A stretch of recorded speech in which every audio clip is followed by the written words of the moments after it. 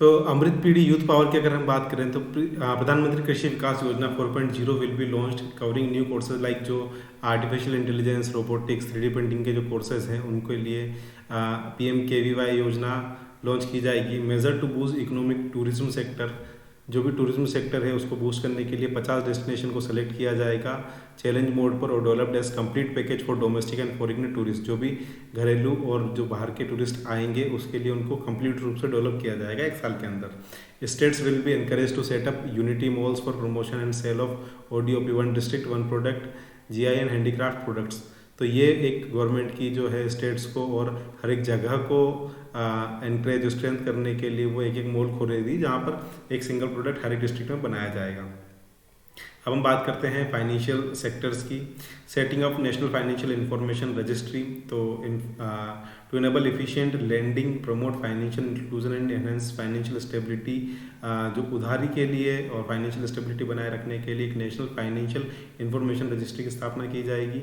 महिला सम्मान बचत पात्र, one time new small saving scheme for 2 year period with deposit facility up to 2 lakh for women. 2 साल के लिए 2 लाख रुपए तक वुमेन जो है सेव कर सकती है। Setting up of central data processing centre, एक central data processing centre for fast handling of administrative work under the companies act. जो कंपनीज एक्ट है उसके अंडर जो डाटा है उसको फास्ट सोल्व करने के लिए सेंट्रल डेटा प्रोसेसिंग सेंटर का एस्टेब्लिशमेंट किया जाएगा। Benefits for senior citizen, enhanced maximum deposit limit for senior citizen saving scheme from 15 lakh to 30 lakh. Senior citizen के लिए 30 लाख रुपए तक जो है बेनिफिट स्कीम कर दी गई है।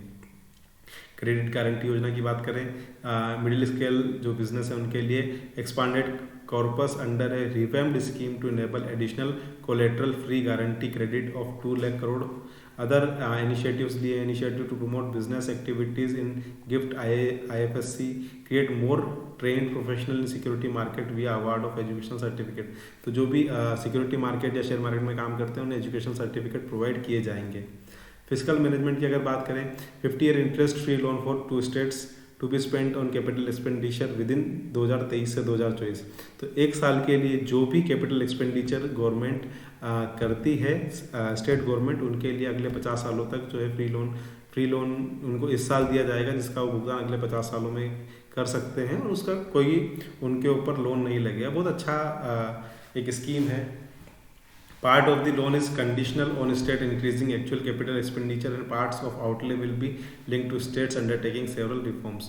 Fiscal deficit की अगर मैं बात करूँ of 3.5% of GSDP allowed for state, 0.5% tied to power sector reforms. Fiscal consolidation, targeted fiscal deficit to below 4.5% by 2025 and 26 तक ये टारगेट किया गया है कि जो हमारा फिजिकल डेफिसिट है, फाइनेंशियल डेफिसिट है, उसको 5.5% से नीचे लाया जाए। Indian economy baked bye strong macro economic fundamentals, तो यूनियन गवर्नमेंट की अगर हम बात करें अभी जो फिजिकल डेफिसिट है वो 5.9% है, जो कि फाइनेंशियल ईयर 2021 में 9.2% था। अगर हम रुपीज़ के टर्म में बात करें, GST कलेक्शन की अगर हम बात करें तो लास्ट ईयर अप्रैल में हाईएस्ट GST कलेक्शन देखने को मिला, लेकिन जनरली 1.5 लाख करोड़ के अराउंड जो है GST कलेक्शन हो रहा है हर महीने। Increasing capital expenditure of union government की अगर मैं बात करूँ तो फाइनेंशियल ईयर 16 से लेकर फाइनेंशियल ईयर 24 तक जो है कैपिटल एक्सपेंडिचर जो अपनी यूनियन गवर्नमेंट है उसका 10 लाख करोड़ तक बढ़ चुका है। एसेट क्वालिटी और नॉन परफॉर्मिंग एसेट्स की अगर हम बात करें तो मार्च 2020 में NPS 8.2% थे बैंकों के पास, जो कि अब क्या घटकर 5% हो गया। मतलब बैंकिंग सेक्टर भी गवर्नमेंट के अकॉर्डिंग काफ़ी अच्छा काम कर रहा है। Sufficient foreign exchange reserves to cover 9 month of imports, है ना। फॉरेन एक्सचेंज हमारे पास सफिशिएंट क्वांटिटी में अवेलेबल है। अगर हम बात करें US बिलियन डॉलर में तो लगभग 600 US बिलियन डॉलर हमारे पास अवेलेबल है। Wholesale price converging to retail prices, लगभग ये बराबरी पर चल रही है। आजकल जो रिटेलर्स हैं उनके पास जो मैक्सिमम माल आ रहा है वो होलसेल प्राइस में ही आ रहा है। टैक्स प्रपोजल की अगर हम बात करें तो simplification in indirect taxes to deliver higher exports, higher domestic manufacturing बढ़ावा देना, more value addition to the economy, green energy and mobility. तो टैक्स को जो है इनडायरेक्ट टैक्सेस को बहुत ही सिंपल कर दिया है गवर्नमेंट ने।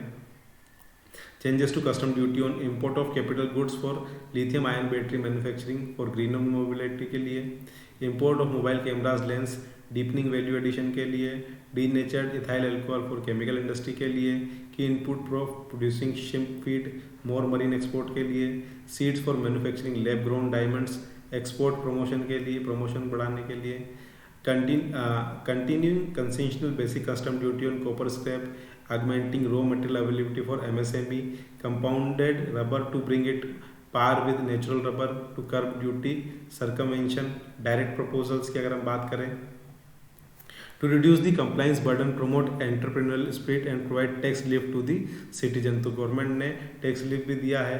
45% of the returns on taxpayers portal were processed within 24 hours। 24 घंटे के अंदर लगभग 45% का जो रिटर्न है वो प्रोसीड कर दिया जाएगा। एवरेज प्रोसेसिंग पीरियड जो 93 डे था उसको इन 8 साल में 16 दिन पर लाया गया है। Processed more than 6.5 crore return this year. 6.5 crore लोगों को जो है रिटर्न वापस किया गया इस साल। Further simplifying personal income tax की अगर हम बात करें तो जो एग्जेम्पशन है न्यू इनकम टैक्स रिजिम जो है, लगभग हम बात करें 0 से 3 लाख तक न्यू जीरो होता है। Income rebate to income tax increase 5 lakh to 7 lakh in new regime, है ना। 3 से 6 लाख तक 5%, 6 से 9 लाख तक 10%, 9 से 12 लाख तक 15%, 12 से 15 लाख तक 20% और 15 लाख से ऊपर 30% आपको दिया जाएगा।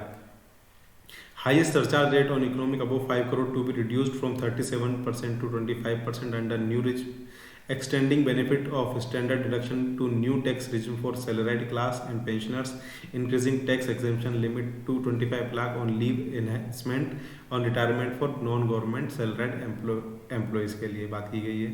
Simplifying the tax benefit for industry, अगर हम tax benefit और industry की बात करें तो MSME की बात करें, enhanced limit for micro enterprises and professional to avail benefits of presumptive taxation, 95% of receipts to be non-cash, deduction on payment made on MSME to be allowed only when payment is actually made, extending 15% corporate tax benefiting to new cooperatives commencing manufacturing till 31st March 2024, higher limit of 2 lakh per member for deposits and loan in cash by PACS and PCARDBs, higher limit of 3 crore of TDS on cash withdrawal and cooperative societies।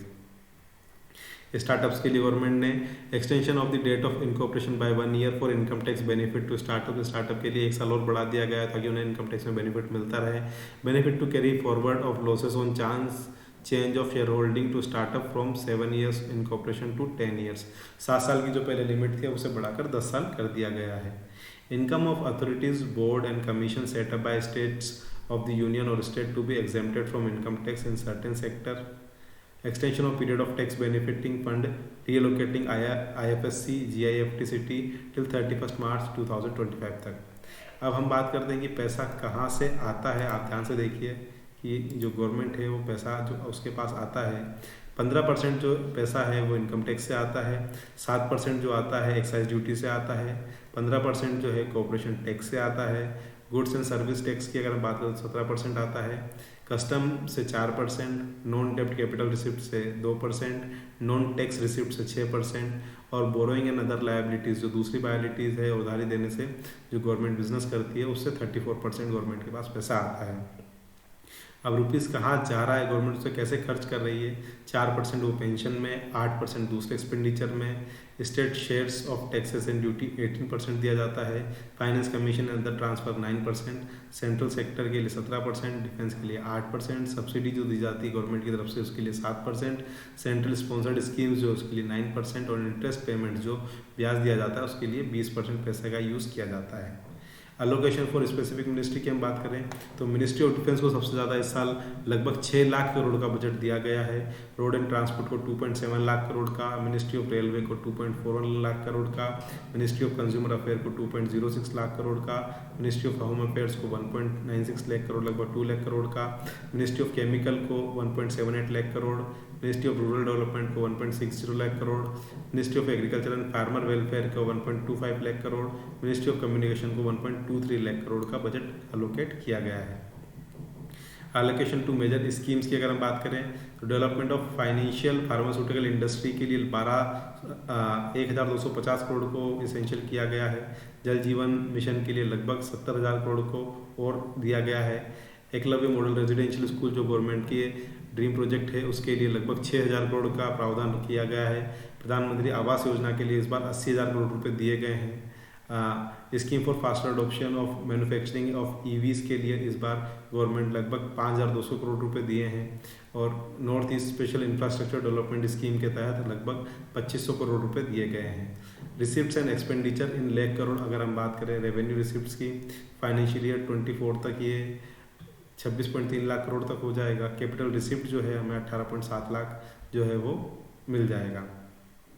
खर्चा जो है 24 में लगभग 35 लाख करोड़ और capital expenditure लगभग 13 लाख करोड़ का किया जाएगा। तो ये गवर्नमेंट ने जो है हमें सारा का सारा खर्चा इस पर्टिकुलर बजट में पेश किया है। आई होप आपको ये बहुत अच्छे से समझ में आया होगा। आई विश मैं आपकी हेल्प कर पाया थोड़ी सी। Thank you, thanks for watching, thank you.